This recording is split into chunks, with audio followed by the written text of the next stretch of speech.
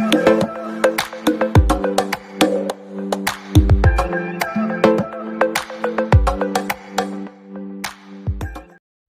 Friends, आपका स्वागत है हमारे आज की वीडियो में। तो जैसा कि मैंने आपसे पिछले वीडियो में एक क्वेश्चन किया था, क्वेश्चन ही मैंने आपको बताया था कि रदरफोर्ड ने क्या बताया कि electron revolve in close circular orbit around the nucleus. मतलब उन्होंने क्या बताया कि यहाँ पे मतलब न्यूक्लियस है, उसके अंदर प्रोटॉन्स है और कुछ भारी और है। तो न्यूक्लियस उन्हें मतलब न्यूट्रॉन के बारे में मालूम नहीं था, लेकिन उन्होंने इतना बताया कि प्रोटॉन है, उसके अलावा और भी कुछ है भारी सा। ठीक, उन्होंने उन्हें न्यूक्लियस कहा। और उन्होंने क्या बताया कि एटम जो है होलो है, कुछ खाली है। और मैंने आपसे क्या कहा था, उन्होंने कहा कि इलेक्ट्रॉन्स जो हैं उनके चारों ओर घूम रहे हैं। उन्होंने ऐसा बताया। अब मैंने आपसे क्या क्वेश्चन किया था कि उन्हें कैसे मालूम पड़ा, क्योंकि उन्होंने तो अल्फा पार्टिकल का एक्सपेरिमेंट किया था, उन्हें कैसे मालूम पड़ा कि ये चीज हो रही है कि इलेक्ट्रॉन्स घूम रहे हैं। तो उन्होंने एक चीज ऑब्जर्व की। आइए हम भी वही ऑब्जर्व करते हैं। तो एक चीज देखिए, पहले तो मान लीजिए मैंने उनके अकॉर्डिंग कि ये न्यूक्लियस है, कुछ भारी सा है, और यहाँ इलेक्ट्रॉन्स है। अब एक नेगेटिव चार्ज और एक पॉजिटिव चार्ज, जो कि थोड़ा बड़ा है क्योंकि उसमें न्यूट्रॉन्स भी है। ऐसा तब खोज नहीं हुई थी, तो आप इतना समझ रहे। तो पॉजिटिव चार्ज नेगेटिव वाले को अपनी ओर अट्रैक्ट करेगा, है कि नहीं? अपनी ओर अट्रैक्ट करेगा, और अट्रैक्ट करे तो ये टकराएंगे, टकरा के टूट जाएंगे। तो टूटने से एटम का नाश हो जाएगा, मतलब एटम खत्म हो जाएगा। लेकिन ऐसा होता नहीं है। ठीक, देख समझ में आ रहा है कि नहीं कि भाई एक पॉजिटिव वाला है बड़ा सा और एक इलेक्ट्रॉन से छोटा सा। ठीक, तो जाहिर सी बात है पॉजिटिव वाला इलेक्ट्रॉन्स को अपनी ओर अट्रैक्ट करेगा कि नहीं करेगा। तो ये टकरा जाएंगे तो ये टूट जाएंगे, तो टूट गए तो एटम खत्म। लेकिन रियलिटी में ऐसा हो नहीं रहा है। ठीक, तो सबसे पहले तो इनके जो बीच जो अट्रैक्शन फोर्स लग रहा है उसे क्या कहते हैं? इलेक्ट्रोस्टैटिक फोर्स कहते हैं उन्हें, इलेक्ट्रोस्टैटिक फोर्स। इस फोर्स के बारे में आप पढ़ेंगे, लेकिन वो ट्वेल्थ का सिलेबस है। बस अभी आप इतना ही जाने कि एक फोर्स, जाहिर सी बात है दो चीजों को आपस में पास आने के लिए फोर्स चाहिए कि नहीं, है कि नहीं?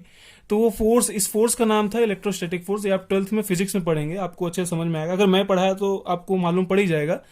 तो इस फोर्स को कहेंगे इलेक्ट्रोस्टैटिक फोर्स। ठीक, तो एक बार और देखते हैं। ये रहा हमारा न्यूक्लियस, ये रहे हमारे इलेक्ट्रॉन्स, जो कि मैंने उनके अकॉर्डिंग एक ऐसे घूम रहे हैं। तो टकराएंगे, लेकिन ऐसा हो नहीं रहा है। अब भाई अट्रैक्शन तो लग ही रहा है, जाहिर सी बात है ये खींचेगा तो है ही ना। इसकी कंपैरिजन हम करते हैं एक बार पृथ्वी से और सन से। सन है बीच में बड़ा सा, पृथ्वी के मान लो आजू बाजू घूम रही है। और भी ग्रह है, लेकिन हम पृथ्वी लेते हैं। अर्थ है छोटा सा। अब देखा जाए तो सन का अपना ग्रेविटेशनल फोर्स है कि नहीं? सन अपने ग्रेविटेशनल फोर्स से ही पृथ्वी को अपनी ओर अट्रैक्ट करता है ना। अब क्या पृथ्वी उसके अंदर जाके टकरा जाती है? देखा जाए तो एक तरह से टकरा जानी चाहिए पृथ्वी, लेकिन क्या पृथ्वी टकरा रही है? ना। पृथ्वी इस फोर्स का यूज कैसे कर रही है? घूमती है ना पृथ्वी उसके आसपास। तो देखिए, पहले तो यहां जो फोर्स लग रहा है वो कौन सा है? ग्रेविटेशनल फोर्स यहां लग रहा है कि नहीं? समझ में आ रहा ना? यही सेम टू सेम है कि यहां पे भी ये जो न्यूक्लियस है प्रोटॉन और न्यूट्रॉन का बना हुआ, तो ये भी इसको अपनी ओर अट्रैक्ट करेगा। लेकिन अब क्या, अब अगर अट्रैक्ट करे तो टकरा के खत्म हो जाना चाहिए एटम, लेकिन ऐसा तो होता नहीं। देखिए यहां से भी कंपेयर करिए, अर्थ को टकरा जाना चाहिए, तो क्या अर्थ टकरा रहा है? नहीं ना।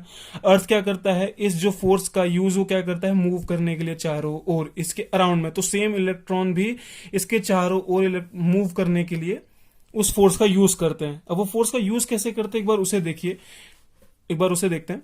तो सबसे पहले तो मान लो इलेक्ट्रॉन्स जैसे मान लो मूव करना स्टार्ट किया, तो हर जगह पे जो एक सर्कुलर पाथ बनाएगा, पहले उसको एक डायरेक्शन चाहिए।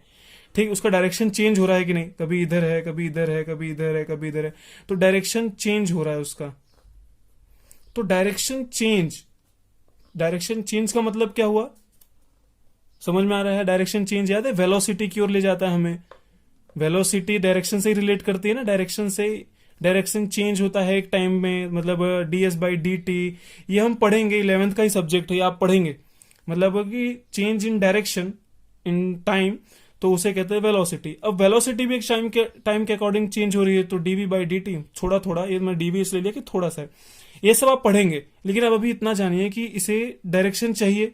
इलेक्ट्रॉन जब मूव करना स्टार्ट करे, भाई टकरा तो नहीं रहा है, उस फोर्स का यूज वो मूव करने के लिए कर रहा है कि नहीं? तो मूव करने के लिए उसे एक डायरेक्शन चाहिए, डायरेक्शन में उसके चेंज होगा हर पॉइंट पे। देखिए हर पॉइंट पे उसका डायरेक्शन चेंज हो रहा है कि नहीं। तो हर चाहे डायरेक्शन चेंज होगा तो वेलोसिटी चेंज होगी, वेलोसिटी चेंज हो रही है मतलब एक्सेलरेशन की बात आती है यहाँ पे, ठीक, एक्सेलरेशन की बात आ रही है। अब एक्सेलरेशन की बात आ रही है तो फोर्स भी आ रहा है इधर, याद है force is equal to M A, इतना थोड़ा बहुत तो 10th में पढ़े होंगे ना। तो एम यानी मास, मास ऑफ इलेक्ट्रॉन, और ए यानी एक्सेलरेशन, तो एक्सेलरेशन आ रहा है कि नहीं। तो इसी वजह से ये मूव कर रहे हैं आसपास। अब ये सोचिए कि भाई इन दोनों के बीच का इन दोनों के बीच का जो फोर्स है वो तो अट्रैक्शन फोर्स है, इलेक्ट्रोस्टैटिक फोर्स है कि नहीं। लेकिन जब ये मूव करते हैं ना आपस में, जो मैं बता रहा हूं, जो चीज मैं कहने जा रहा हूं कि डायरेक्शन चेंज हो रही है, वेलोसिटी, डायरेक्शन चेंज मतलब वेलोसिटी पे हम आ रहे हैं, वेलोसिटी भी चेंज हो रही है कि नहीं। वेलोसिटी मतलब कांस्टेंट स्पीड से चल रही है, तो वेलोसिटी में एक्सेलरेशन की बात आ रही है।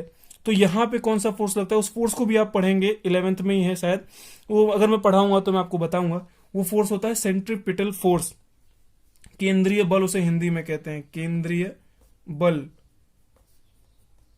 सेंट्रीपिटल फोर्स, ठीक। यानी कि इसका फॉर्मूला हो फोर्स, तो उस फोर्स की वैल्यू कितनी होती है, mv²/r। तो ये सब तो आप पढ़ेंगे 11th में, उसकी टेंशन मत कीजिए। बस इतना याद रखना कि जो ये इलेक्ट्रॉन्स है ना, उसको यहाँ पे मूव कराने के लिए, एक सर्कुलर पाथ में मूव कराने के लिए एक फोर्स की जरूरत पड़ती है। वो फोर्स होता है सेंट्रीपिटल फोर्स। उस फोर्स की वैल्यू क्या होती है, mv²/r। समझ में आया।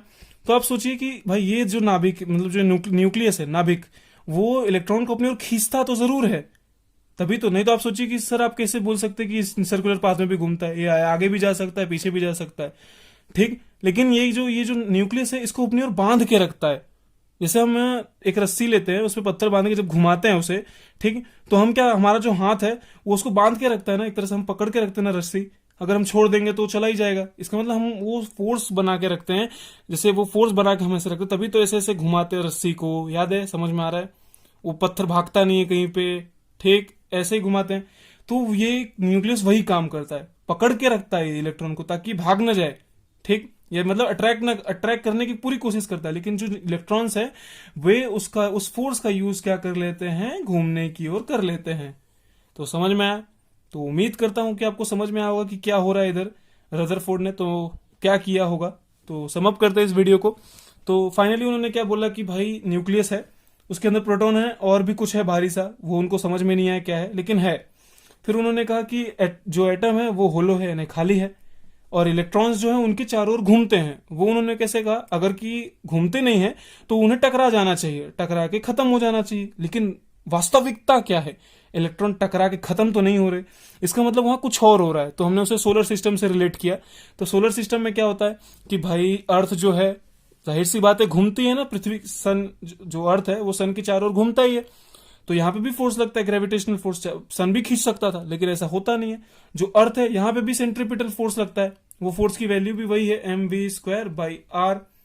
ये पढ़ेंगे हम, लेकिन अभी इतना जानिए कि अर्थ भी चाहता तो भाग जाएगा इधर उधर, लेकिन सन उसे अपनी ओर अट्रैक्ट करता है। लेकिन जो अर्थ है उस अट्रैक्शन फोर्स का जो यूज है वो घूमने के लिए कर लेता है। इसकी वजह से अर्थ कहीं भागता नहीं है, और जो सन है, सन का जो ग्रेविटेशनल फोर्स है उसे पकड़ के रखता है। ऐसे ही जो न्यूक्लियस का इलेक्ट्रोस्टैटिक अट्रैक्शन फोर्स है, न्यूक्लियस जो मैंने बताया आपको कि फोर्स लगाता है, वो उसको पकड़ के रखता है, वो जाने नहीं देता उसे। तो यही था रीजन यार, इतना इजी था, सोलर सिस्टम से रिलेट किया, कल ही बताया था सोलर सिस्टम से कुछ है। तो उम्मीद करता हूं आपको ये वीडियो समझ में आया होगा। अगर आपको ये वीडियो अच्छा लगा हो तो कृपया करके शेयर कर दे, ठीक है। तो तब तक के लिए बने रहे हमारे वीडियो में, और शेयर, लाइक, सब्सक्राइब, जो कुछ भी होता है यूट्यूब पे सब कुछ करिए। तो बाय बाय।